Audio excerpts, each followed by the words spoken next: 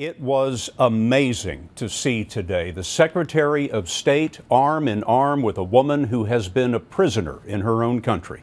Secretary Clinton was in Burma, a country in the grip of a brutal military regime, standing alongside opposition leader Aung San Suu Kyi. Suu Kyi leads the country's democracy movement. She spent 15 years in detention and won the Nobel Peace Prize in 1991. Burma's military rulers released Suu Kyi from detention a year ago, and that is one of the reforms that prompted Secretary Clinton's visit. Wyatt Andrews is there.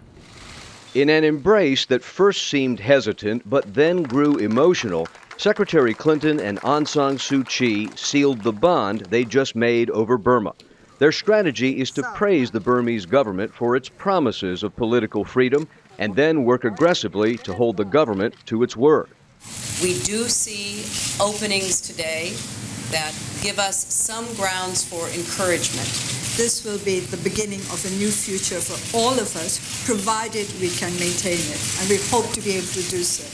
Suu Kyi was speaking from the veranda of her home, where she spent most of the last 20 years under house arrest.